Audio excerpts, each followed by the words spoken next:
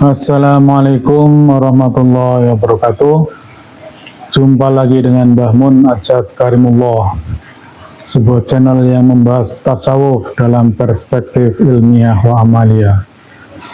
Bahasan kali ini merupakan bahasan yang amat bombastis sekaligus sebagai bahasan yang penuh dengan sensitivitas tinggi, yakni sebuah bahasan yang menjadi perseteruan terbesar sepanjang abad sejarah peradaban manusia, khususnya terkait dengan agama.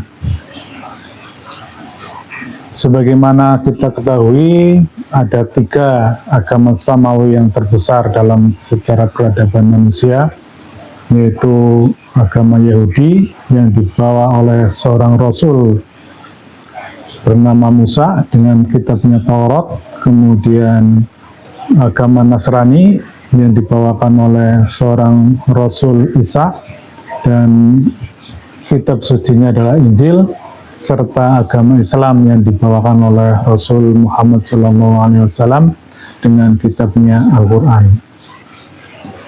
Perseteruan ini terjadi amat nyata di masyarakat, bahkan mempengaruhi kehidupan politik dan ekonomi di seluruh dunia ini.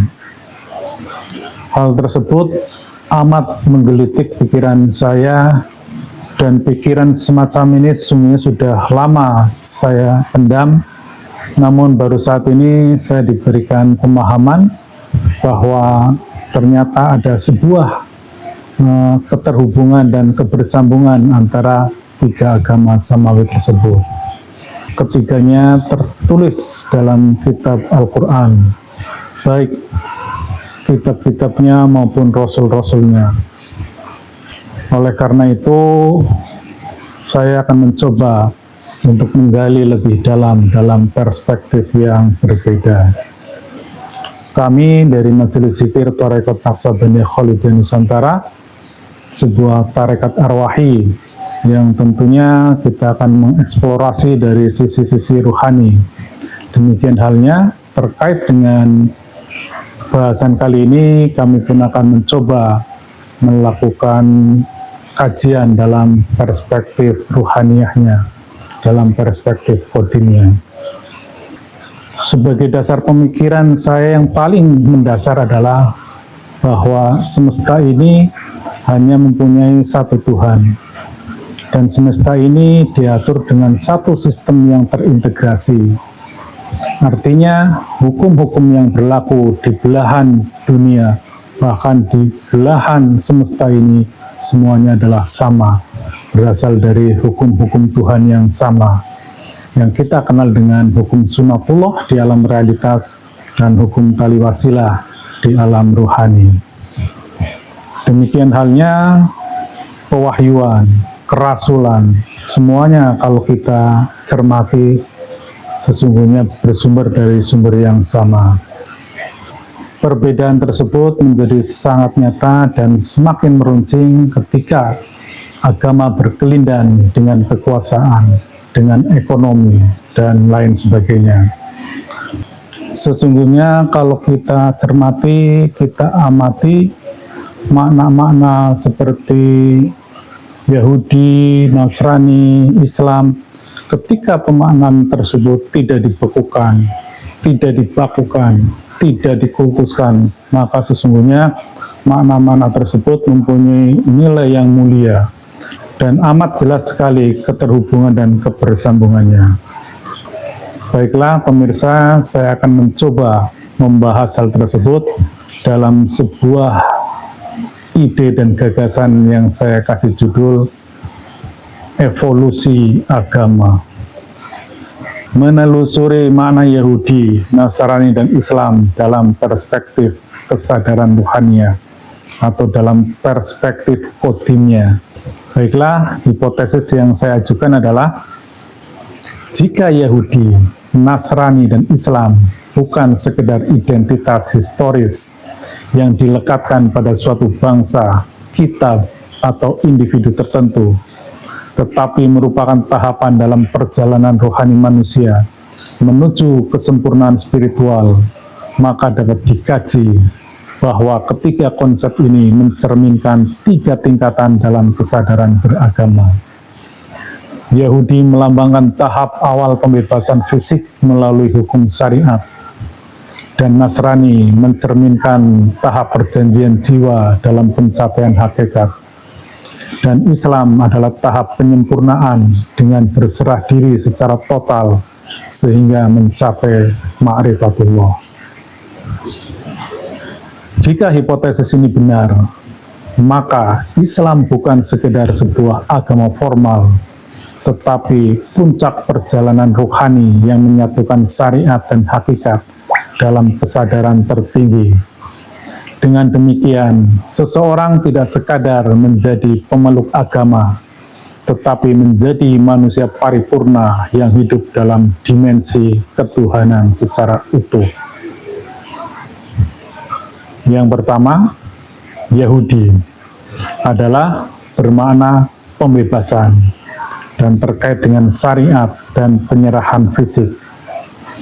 Secara bahasa, kata Yahudi berasal dari Hud yang berarti kembali atau bertaubat. Dalam perspektif perjalanan rohani, Yahudi melambangkan fase awal seseorang dalam mengenal agama sebagai jalan pembebasan dari belenggu materialisme dan keduniawian. Fokus utama dalam tahap ini adalah hukum syariat yang bertujuan untuk membentuk karakter fisik dan keteraturan sosial. Allah berfirman dalam Al-Mu'minun 49, dan sesungguhnya kami telah berikan kepada Musa kitab atau Taurat agar mereka mendapat petunjuk. Pada tahap ini, seseorang baru mengenal konsep ketuhanan secara formal melalui aturan-aturan syariat yang mengatur ibadah, muamalah, dan etika sosial. Penyerahan diri pada level ini masih terbatas pada fisik dan kepatuhan terhadap aturan hukum, tanpa pemahaman yang lebih dalam tentang hakikat spiritualitas. Kategori spiritual fokus pada pembentukan karakter fisik melalui hukum syariat. Disebut sebagai baru berislam karena sebatas penyerahan fisik tanpa pendalaman ruhaniah. Ibarat seorang murid yang baru mengenal dasar-dasar agama tanpa memahami makna hakiki dari ibadahnya. Kemudian yang kedua, Nasrani, yang bermakna perjanjian, hakikat, dan penyerahan jiwa. Nasrani berasal dari kata Nasoro yang berarti menolong atau perjanjian.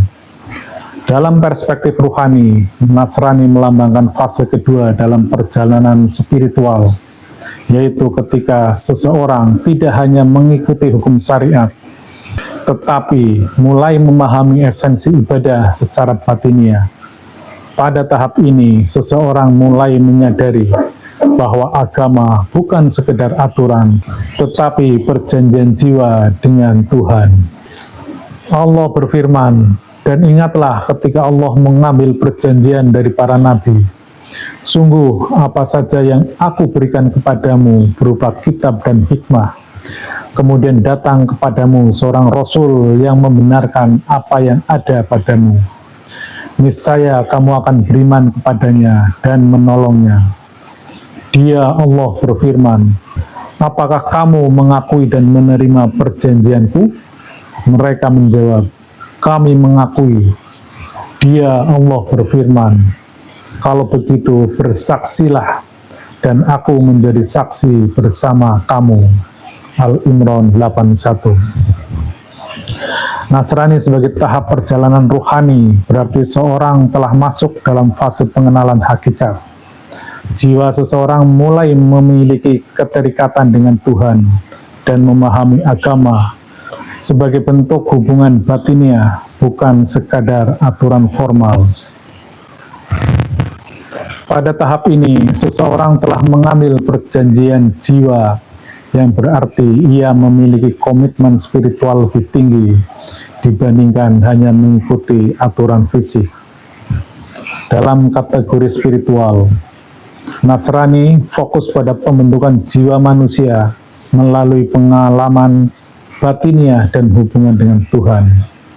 Disebut sebagai baru beriman, yaitu seseorang yang telah berjanji dengan jiwanya untuk hidup dalam nilai-nilai ketuhanan. Ibarat seorang murid yang mulai memahami makna dari ilmu yang dipelajarinya dan mengalami perubahan dalam kesadaran spiritual. Kemudian yang ketiga, Islam, yakni kesempurnaan, ihsan, dan ma'rifatullah. Islam berasal dari kata aslama yang berarti berserah diri secara total.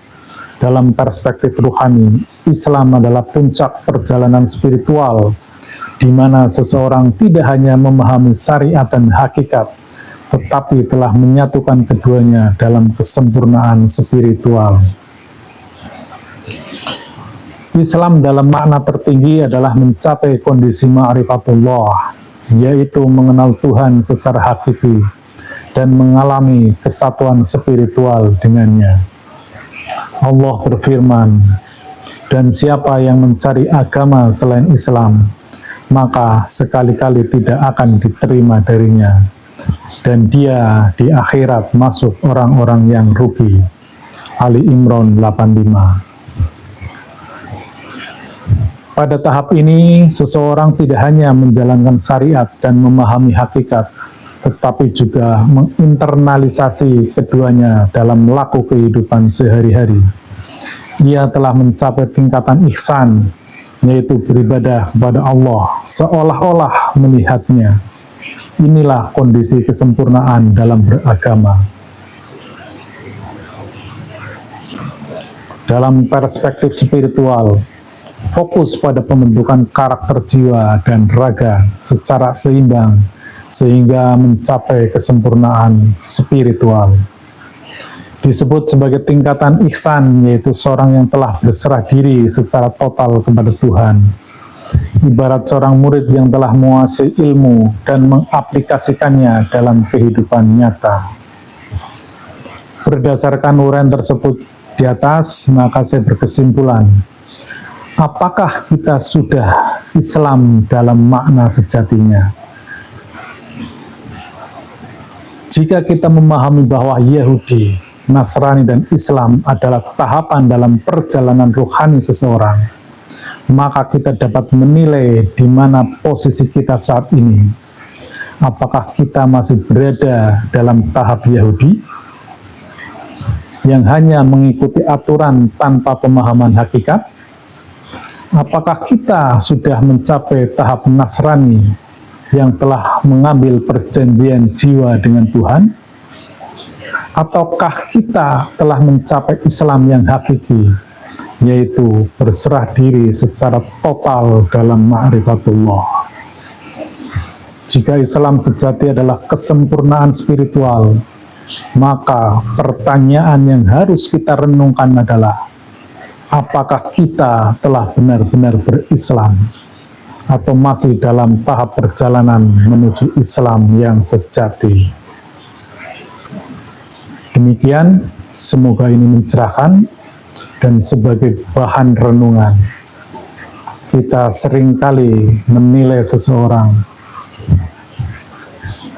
mendiskreditkan pihak-pihak lain, tetapi kalau kita maknai dalam perspektif yang lebih original, yang lebih hakiki di alam qadim, maka kita akan menyadari jangan-jangan kita masih sekelas Yahudi. Ilahi anta maksudi wa ridhoka matlubi. Wassalamualaikum warahmatullahi wabarakatuh.